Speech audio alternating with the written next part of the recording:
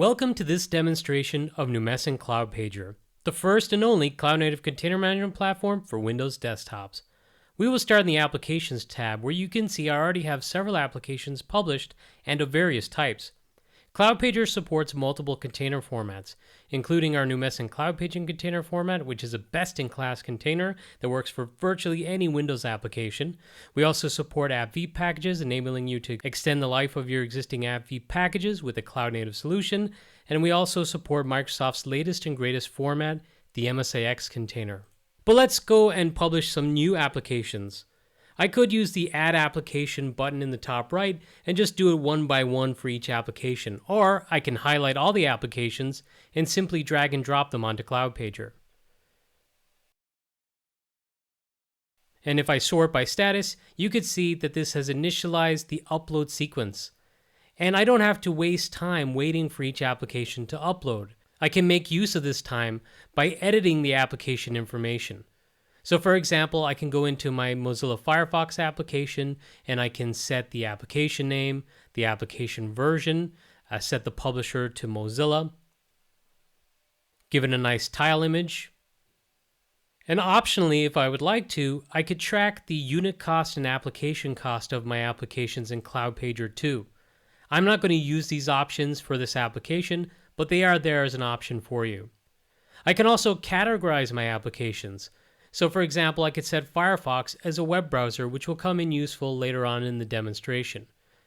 And I will go and set a short description. Something simple like Firefox is a popular web browser by Mozilla. And now when I've got all the application information in to my liking, I can click Publish. I'll be prompted for a comment, as you'll see when doing many of the administrative tasks in Cloudpager. And this is for audit tracking purposes. So I'll put in something like Published Firefox 127.0.2. With that application done, I can go back to my applications and take a look at the status of the remaining applications being uploaded. I'm just going to make this full screen, but we could see that one of my applications, Pfizer Oxology version 1, is currently showing an optimizing status. This is because with Cloudpager, when you upload an AppV application, it detects that it is an AppV application and automatically optimizes the AppV package.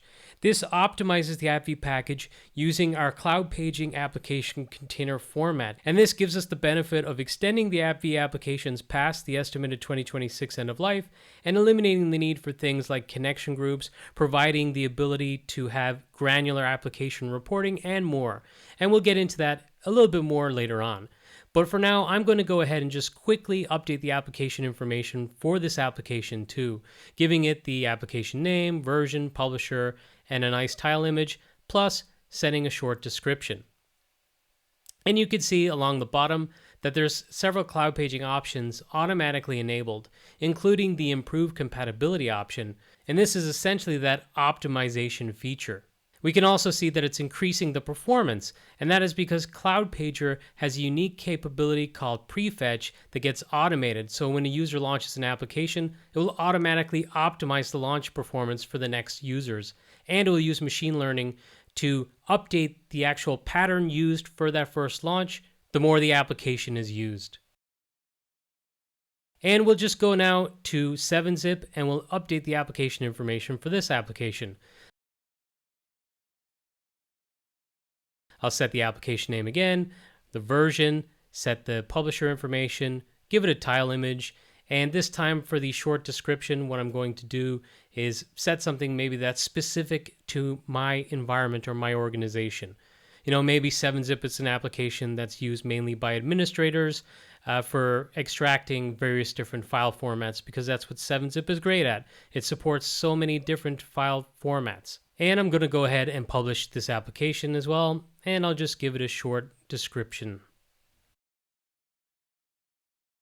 Okay, with that application published, I'm just going to go back to my applications again, and we should see that the optimizing phase is now 3 of 6, and we'll just wait a few seconds for this to complete. We can now see it's 6 of 6, and it is now complete as the toast notification along the top indicates. So now let's go ahead and actually publish this application to some users. You can see there's a couple different options here on the left. There's the work pods, which is what we'll focus on, but there's also storefronts. And storefronts allows you to publish in a self-service manner. But with work pods, you can group your applications together logically and deploy them to your users. So you can see that I've already got several different work pods here. You could have a general applications work pod with all those applications assigned to maybe all users, or you could have a work pod broken down by your user persona. For example, engineering applications that your engineering department requires. Developer applications for the developers, marketing applications for the marketing team. You may even have a work pod for like the Adobe suite of products and then assign that to a security group for the entitled users who have a valid license or should have a valid license for those applications. But before we actually deploy the applications, I just want to show you this desktop. And if I launch Cloudpaging Player on it, which is our client software, you can see that there are no applications ready to launch. And if I go to the start menu and just scroll through, you're going to see that it's basically got the base applications that are installed in the Windows 11 multi-session Azure image in the Azure Image Gallery. But let's go ahead and create a new work pod to show you how simple this is. So I'll add the work pod, I'll call it contractors, I'll set a description, perhaps like this work pod contains all applications required by temp contractors. There's a couple of different options I could select, like allowing users to initiate their own rollbacks when required and prompting users for permission to update. But I'm just going to go ahead and add applications, and I'll add the 3 applications that we just published: 7-Zip, Auxology, Firefox, and I'm also going to throw in Inkscape version 0.92.5. With those applications set, I'm going to click Save, and then next I'm going to assign it to my security group. So I'll click Add, and what you don't realize here is that it's actually bringing back or querying groups in my Azure Entra ID tenant. These are Azure Entra ID security groups. And I'm going to select the Demo 1 temp contractors, but before I move away, I want to show you that if I put in like a username and go to the Users tab, you can assign to individual users if you would like.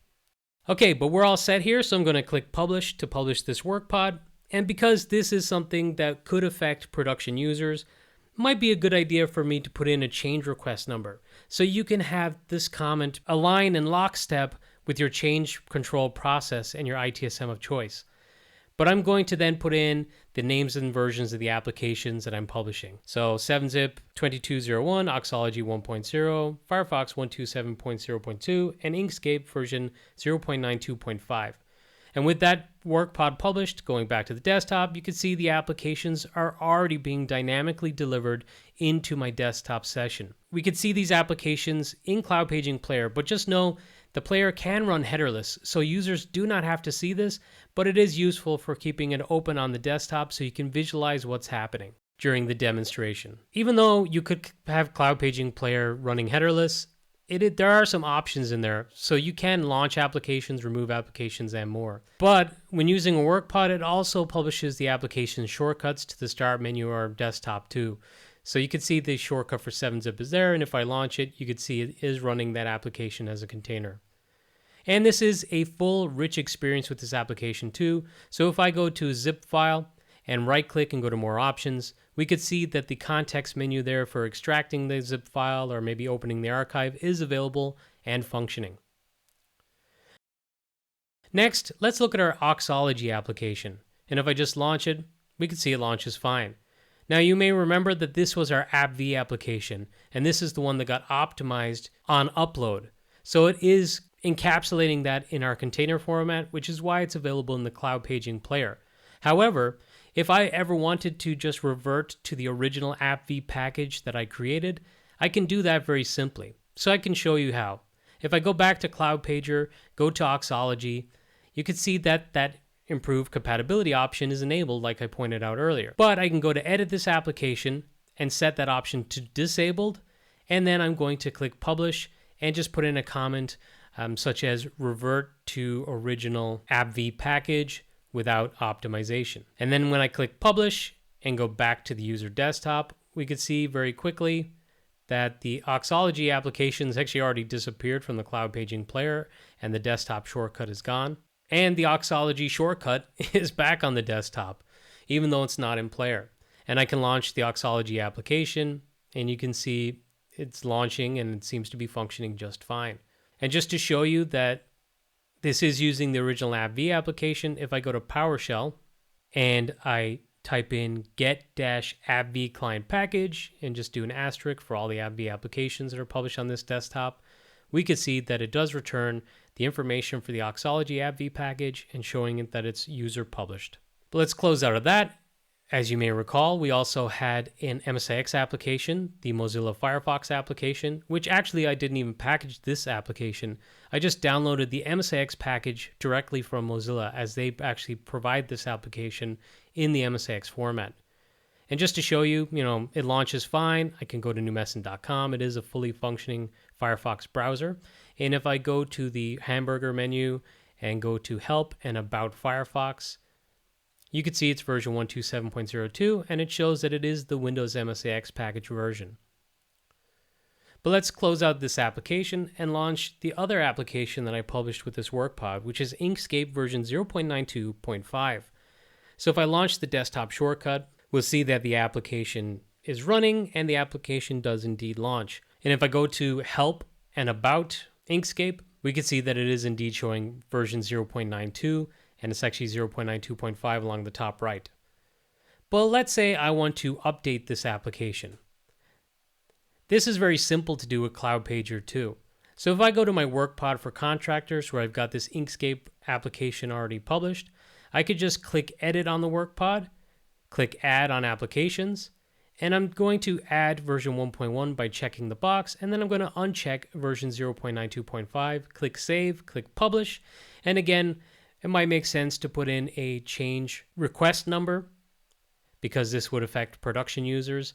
And then I'm going to give it a nice description like updated Inkscape to version 1.1. And when ready, I can click Publish. Once published, I can go back to my desktop session again where I'm logged in with the user that's in the contractors group. And we can see version 0.92.5 has gone away and version 1.1 has been brought in. So you can already see just from the shortcut name that it is 1.1, but for completeness sake, let's go ahead and launch version 1.1. We can see the pop-up splash screen already looks pretty different, but we'll go to create a new document and we'll go to Help and About, and you will see that it is indeed version 1.1. But let's say theoretically, this application did go for user acceptance testing. They signed off and said that everything was hunky-dory and working just fine. But you've gone ahead and published this new version to your users, and the service desk starts getting a flood of calls saying that, hey, this important file type that we were using in Inkscape is no longer working in this new version of the application you've provided. We need the old version back because we can't work, the company's losing money, we can't be productive.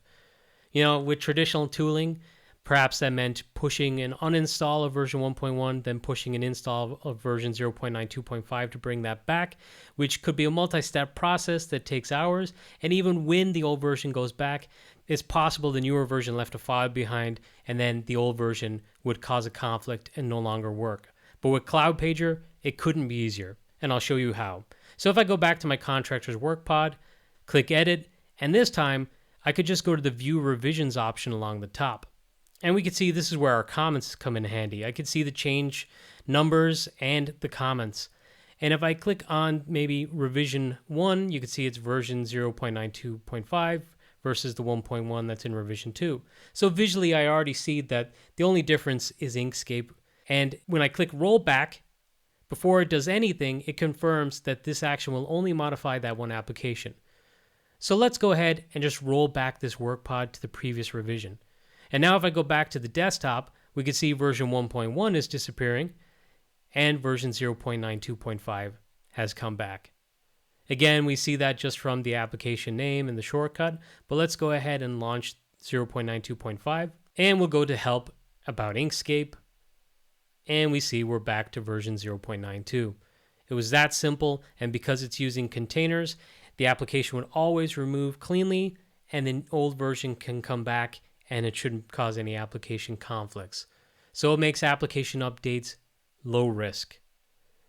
But let's go ahead now and look at some of the other amazing features in Numecent Cloudpager. I mentioned earlier that there is another way to publish applications in a self-service manner, and this is using storefronts. So my user is already a member of one of these storefronts for branch offices, so I'm already getting some applications. But I also want to assign myself to this contractor's work pod to get these contractor applications. And I'm just going to create this contractor storefront, give it a nice description, just like I did for the work pod. And you can see the workflow is pretty similar. I can add applications in this storefront, very similar to how I did with the work pod, just by clicking add and checking the boxes for the applications I want. So in this instance, let's do maybe the remote desktop client, and I'll also add Firefox and Auxology. I'll click save, and I'm going to go ahead and assign this to my temp contractors user group. I'll click save, and I'm going to click publish. If you wanted to, you could put it a change request number here too.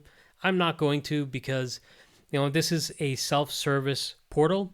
It's not going to make a change on any production user's desktop or anything like that. But it does still help to be descriptive. So I'll put in who the storefront's for and what applications I'm publishing. And once I'm happy with this, I can go ahead and click publish. And now if I go back to my user desktop, what you're going to see is there's no change. This did not push the application shortcuts down to my desktop because this is self-service again. So I'm just going to launch a browser and I'm going to browse to my storefront URL.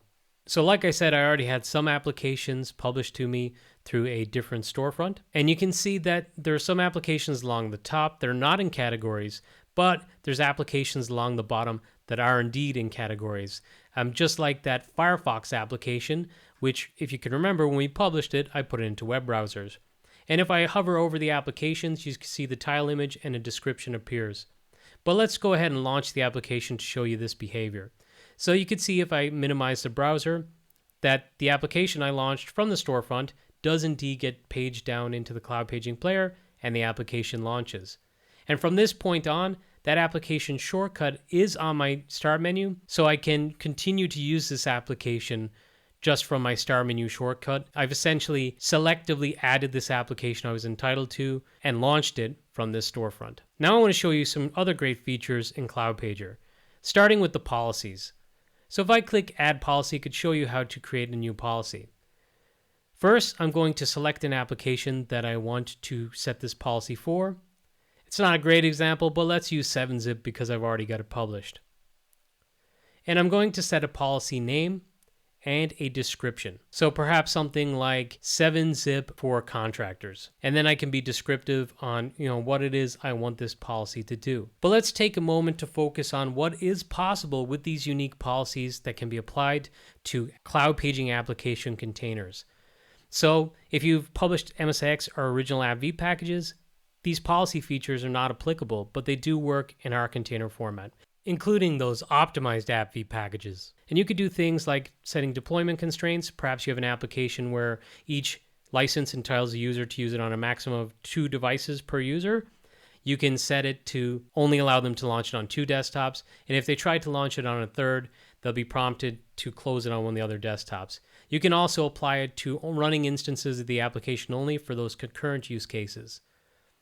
You can also allow applications to operate offline. So if you have users on laptops who roam and need to go offline, you can allow them to continue to use the applications offline and perhaps even limit them to only use it for a certain number of days. That way, after a certain number of days of being completely offline without line of sight back to Cloudpager, they're prompted to come back online to re-authenticate. You can also set software reclamation, which is perfect for this contractor's instance. Maybe you're in a healthcare organization where you need to give contractors access to an EHR application with read-only access, but you want to remove it automatically when the contract is up. You could do that, and we'll set this application to be revoked on the 31st of December 2024. And now to apply that, I'm going to go back to my work pods. The beauty of this is, if I have a contractor's work pod, I can set this only for my contractors. It doesn't have to apply to all users of this application. And I set it by just going to the application, clicking change policy, and setting the policy here. And then when I'm happy with this change, I click publish, put in a comment again, and then click publish.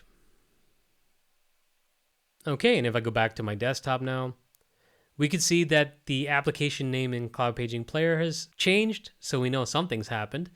But if I go to the information pane in Cloud Paging Player and expand, you could see that now the expiration is set to the 31st of December 2024. So my policy has been set.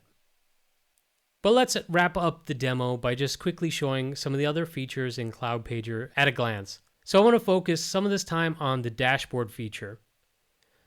The dashboard gives incredible insights to the usage of your application containers in your organization. So you can see at the top, it shows total number of sessions, users, machines, the number of applications, the current session status. So you can see if there's any applications in an unexpected state. You can see a map of where your users are located, the OS versions that are being used, the client software versions being used, a plot of the launches and deployments in your environment. Again, more details on those unexpected session states, top applications by users, top 10 applications by size. And you can also get some other information around user and session growth, plus more detailed information on the applications published in your Cloudpager tenant. We also have really granular reporting information. So if I click on reports to the left, you could see a breakdown of all the application usage from the applications published in Cloudpager. But I want to show you something really cool. So if I go back to my desktop session and I launch one of the applications, perhaps 7-Zip, and now if I go back to the reports and just refresh the page, you can see that 7-Zip is listed at the top and it has a start time but no end time. That is because this is an active session. I am currently using the application and it's launched on my desktop. And I can go and filter the reports by application, by work pod. I can set it to a specific time period like the last 7 days or a custom range and get the kind of reports that are useful for me in my use cases. I find this reporting information really useful when doing a license true-up to see if applications are actually in use, and also for gatekeeping the user acceptance testing phase. So if someone asks you to publish an application to production and that they've actually tested it, you can check to see, maybe they only launched the application once for a total of 30 seconds and then push back and say, please test this application more. So there's more great features to Cloudpager that I haven't got into, like the audit log, where it tracks every administrative action taken in Cloudpager, like the desktops for doing remote support, the role-based access control, and more. But to learn about that, check out numecent.com and our great blog posts. Thank you for viewing this demo.